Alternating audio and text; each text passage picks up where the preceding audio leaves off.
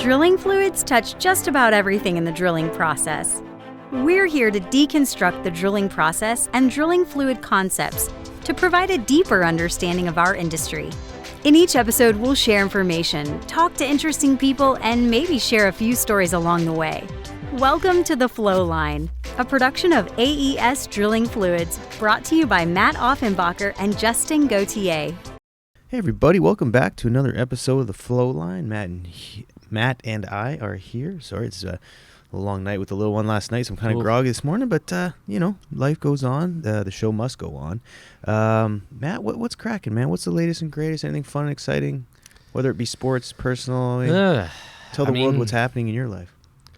I was trying to think of what to get excited about, and I feel like my first hint of fall, believe it or not, it's August, okay? It's the end of August. Yeah. But it got, it was Saturday, I slept in a little late, and then I went running. Yeah. And I was like, man, why does it feel so good? Like, why do I feel so much faster? Why do I feel, like, great? Yeah. It got down to 75 degrees that morning. Man, that makes a big difference. It, like, above 80, and I went this morning, and it was, like, 81 degrees. Yeah.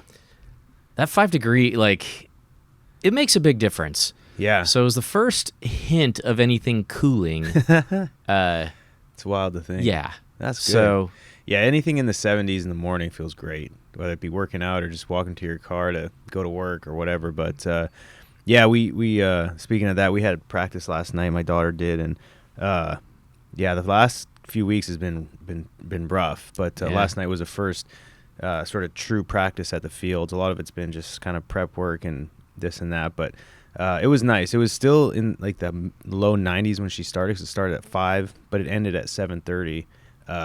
And by 7:30 hit, it was a little breeze, probably like mid 80s.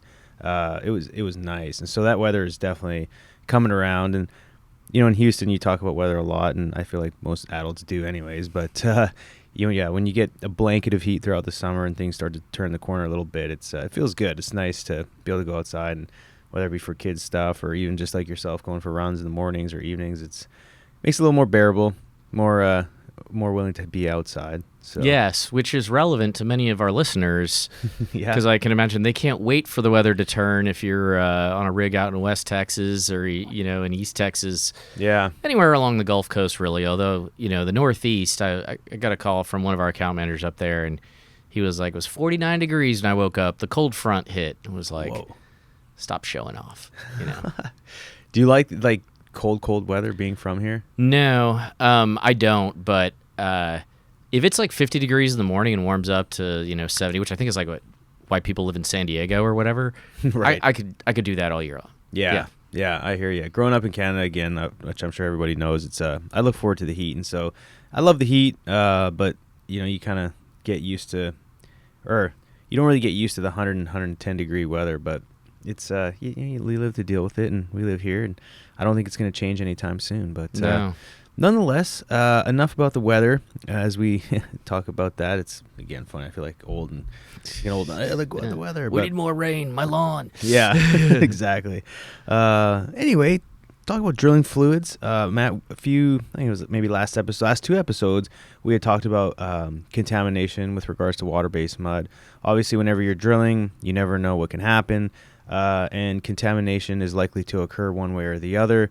So like we have it in water-based mud, obviously we have it in oil-based mud. And so we'll kind of continue down that sort of that path of, understanding what contaminants there are with regards to the different systems. And today we're going to talk about oil-based mud, and then how to, typical treatments and how you can handle that kind of stuff. Matt, what do you think? I like it. Yeah, sort of wrap up the series, if you will. Yeah, perfect. Yep. Well, let's start off, Matt. When it comes to contamination, when you're drilling with oil-based mud, let's start with gases. That is, I would say, probably more common than some of the other ones. Yeah, and I think with the water-based, we started with gases too, and the thing with oil-based mud is, one of the reasons we like it is you don't have as many of those chemical reactions where fluid properties just go haywire. However, there will be signs. Mm-hmm. And the two primary gas. Granted, you could have natural gas, methane, but a lot of what we run into is actually CO2 or H2S. And it's worth being very considerate of the fact that these gases, particularly H2S, is pretty soluble in your base oil. And why that's meaningful is that because it goes into solution, you have these very tiny little droplets under pressure that are getting into the drilling fluid. But as your hydrostatic column is, your pressure decreases as this fluid circulates up the annulus, you have less pressure on that, so that bubble is getting bigger volumetrically. And what that means is, it could be a lot more that you see relative to where you started out downhole as far as the volumes you're going to encounter. Yeah. This is the same concern with well control. If you were taking, a hydrocarbon, why you see the pit volumes increase is because the gas is expanding so fast that the fluid was one volume under pressure, but as you take away that pressure, it expands rapidly. So, that's one thing to be, very considerate of. From the sort of subtle signs, especially with CO2, but you're going to see this with H2S as an acid gas, you will see a drop in your excess lime. Probably more of the conversation we see with this with CO2 is simply because H2S sets off all the detectors, right? Like we react. With CO2, it's, why am I having such a hard time maintaining my excess lime? And it's reacting with CO2. What are we going to do? I mean, one, we really hope that we can wait up. You can add lime. You may want to sort of be leery of one important thing with lime, as we've talked about in the past, is that it does help, not all, but some emulsifier packages perform. And in light of that, if you're stripping out a bunch of the lime, you may be concerned about how oil wet or how the overall fluid properties, which you might see change. So throwing a little extra wetting agent is not a horrible idea. And then, obviously, if we can wait up and kill whatever's coming in on us, I think that really spares us any more misery. Yeah. And of course, if it's H2S, you need to throw a scavenger in there. Some of the zinc oxide or something like that. If you're allowed to use zinc, the convenient thing about it is it's not very soluble. Like it is kind of not fully soluble in the aqueous phase, so it'll roam around in the oil long enough that it'll probably pick it up. Oh. Just as a contingency. Yeah. So I think I know we've run into crazy amounts of CO2 in certain areas where we've even run a CO2 scavenger with lime. Okay. Because we were fighting it so aggressively. That's a lot of CO2. Yeah. Yeah. And I think a key thing to remember here is when it comes to gas or gas as a contamination, remember that is a form of an influx, right? Yes. And so there is a slight imbalance. And so naturally, sort of the rule 101 is stop the flow. So if you can, obviously waiting up is always an option, being mindful of the frac gradient as well. But it's but then too, sometimes it does sort of just come into the system, and there's ways to treat it clearly. But if you let it get away from you too much, then it could be disastrous. But fortunately, with alarms and if you're doing your proper mud checks, then it's pretty manageable. Yes. I'll say that. Yeah, I mean, I definitely see most of the time it's easy to say, oh well, it's just CO2 and not react as quickly, and then I think you have the temptation to try and deal with it, and then you see a lot of CO2, and it's like, okay, waiting up is probably you feel like you can get away with it because it's just CO2. Yeah. But anytime you have these things flowing in, you don't know how much worse it's going to get, that sort of thing. It's not a horrible idea to just kill it if you can. That's right. Yeah. Okay. Moving on to another form of an influx, and something we see, very commonly, especially in certain basins like the Permian, is water flows. Yes. If you've drilled with oil-based mud and you've taken on water, it can be a pain. Again, it's manageable, but let's walk through that. Yeah. So you're likely taking in at least, sometimes it's a frac hit, but a lot of times it's produced water from near saltwater disposal wells. And so, the obvious signs, in all likelihood, it depends on the salinity of the mud you're running, but most of the time our internal phase salinity is going to be higher, so it should come down. You should see your oil-water ratio come down because you're taking on more water. And sometimes, it might just be a couple of barrels, and sometimes it can be a lot, And what happens is generally you'll see the mud properties start to break down. So you'll see a thickening effect. You'll see some gelation. You'll see an increase in fluid loss. And there's sort of that, awkward stage of deciding, all right, especially if we took a huge flow, what are the economics of just displacing this out and kind of trashing what's downhole and keeping everything in my surface pits versus bringing it back? And a lot of, I think all of us have a spreadsheet where we can demonstrate the economics of here's what's going to cost to fix this. Here's what it's going to cost to just move on. The goal, of course, would be like with gas, like can we kill the flow by waiting up? And the frustrating thing there, of course, is sometimes you're taking a flow higher up and then you can break down the formation below you, and now you've got a flow and losses. Yeah. And so you can have a mess on your hands. And so the question is, do you just like switch to brine? Do you make some of these other decisions? But a lot of it depends on how much water you're taking, which to some degree, there's two things, I suggest. One, make sure you're doing a 2 salt check on your chlorides. But since your salt water that likely came in is predominantly sodium chloride, you can probably back calculate what you're taking, along with back calculating kind of the volumes that you're seeing, change in your oil-water ratio, all that kind of stuff.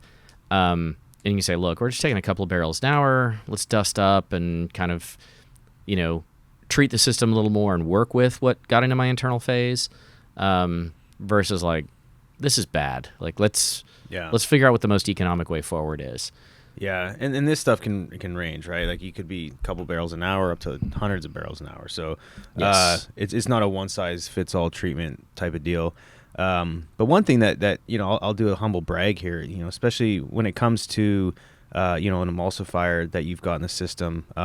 Fortunately, you and the team have designed obviously tons of products, but when it comes to the emulsifier package we have, and then on top of that, we also, due to the sort of the environment out in places like the Permian where we see a lot of water flows, you can buy some time if you've got a very high performing emulsifier package. And so, not to necessarily pump our products, but can you sort of help understand when you've got a good mud system with quality products, how that might help buy time or help sort of like withstand some of the blunt force you're seeing with the system? Sure. It's kind of a basket of things. So one of the important things is how an emulsion breaks down is when you start taking water, an emulsifier is trying to take that water and put it in the internal phase. And those little droplets that you have, as it destabilizes, they sort of coalesce and stick to each other. And instead of like nice little spheres that we always show in like the graphics in our mud schools, they're like globs. And that's when you start seeing the kind of peanut butter, I got to shovel this stuff out of the pits kind of thing. Yeah. So with excess emulsifier or a robust emulsifier that can tolerate more water, and sometimes this may be a reason to go easy on the clay, which is why sometimes we might go with a low clay system. What you can do is you can handle a bit more water. Your flow properties are still gonna, you might end up with a 50-50 oil-water ratio, but you may still have good enough flow properties to circulate and kind of make your adjustments so it buys you that time. Yeah. The other thing is, we have a supplemental product to sort of help bring you back. And one of the objectives behind that is these emulsifiers perform not different necessarily, but they can perform differently under different salinities. One thing is that these surfactants, they have a side that likes water and a side that likes oil. And some of them need what you'd call free water. They need to see a lot of available water to like attach to the water side, like kind of line up. Yeah. We have found there's actually other surfactant chemistry that loves salt because it sort of gives it no choice but to go to the water, because it's like the only place to go is the little available water left. And so at high salinity, it works really well. And with a lot of water, it seems to be confused on what to do. So when you can come up with sort of a combination of these things to deal with calcium chloride and sodium chloride and shifts in salinity at the same time, we were able to come up with a product that could sort of say, okay, I'm going to sort of take care of everything here when things get messy and limit how an emulsion might break down and those droplets coalescing more quickly. So buys you time, gives you better flow properties, allows you to kind of recondition the mud before you have to look around and say, I don't know if I want to spend the money to try and get this back. Nice. So. Okay. No, I'm glad you, again, elaborated on that. I think it's important for folks to understand that. Moving on to salt. That's another good one. So let's run through that. This is actually a pretty good tie-in to the question you just asked, because one of the things we see when we drill through salt, a lot of it's sodium chloride, and there's not as, once again, great time to run a 2-salt check. But what you may encounter when you drill through salt is if you start stressing the emulsion, and a lot of, most of our products do fine with this stuff, but you will see kind of the mud will start to look dull. What is happening is, you may see an increase in viscosity, water in the filtrate, the ES drops. What is happening is salt solids really, really like water, right? And you have a wetting agent that is trying to oil wet everything. And when you have a lot of salt cuttings and that wetting agent is trying to just find its way as quickly as possible to the salt, because it's the most water wet thing there, you can strip it out. You can deplete your wetting agent really, really quickly. And then that starts to stress the emulsion. So, we drill through a lot of salt sections with our conventional oil-based mud, and we don't see much. We don't bring that much into solution. But there are cases in the past where drilling with salt, this is where the 2-salt check sort of began. Okay. What was happening is in the Gulf of Mexico, there was this huge play, sub-salt is what they called it, right? Big salt layer. You got to drill through it. People were running 1-salt checks, not knowing what their chlorides were, kept adding salt, had, basically salt crystals circulating around as solids. It was depleting the wetting agent. The mud was having stability issues. And so it was like, you need to know how much sodium chloride you have and how much calcium chloride you have as you do this, because you can add too much salt thinking you're just adjusting your internal phase to where it needs to be. But when you have a relatively high salinity, there's also not a lot of room for that salt to go into your internal phase, right? So calcium chloride is going to push sodium chloride out of the way. But between that and perhaps you supersaturate your internal phase, which doesn't really happen very often. I can do it in the lab if you need something real ugly to look at. But that goes back to the sort of water flow concept where the surfactant can't find the water, and so it just doesn't make the emulsion droplet, and then you start seeing water in the filtrate and stuff like that. So stressed oil wetting and difficulty of your emulsifier performing could be things that happen. So Got it. 2-salt check is big there. Yeah. So I think that sort of gives you your marching orders on what to do from there. Got it. Are you seeing a lot of folks? Is it common for folks? And it wasn't when I was in the field, so I might be out of touch on it. But nowadays, with just the different sort of the environment of geology, how it's been shifting with all the drilling we've been doing, are you seeing a lot of folks doing 2-salt checks just as like standard, or only when needed? Honestly, I think we saw a lot more people running single salt checks for a while. And then one of the big things that changed is when we started drilling all our intermediates with brine, you had sodium chloride in the pits, and it wasn't the first well, but it was just over time. You realize, like, okay, something doesn't add up. And then everybody's like, let's just run 2-salt checks. Yeah. So I think out of caution, I recommend it. I don't want to get in anybody's business, but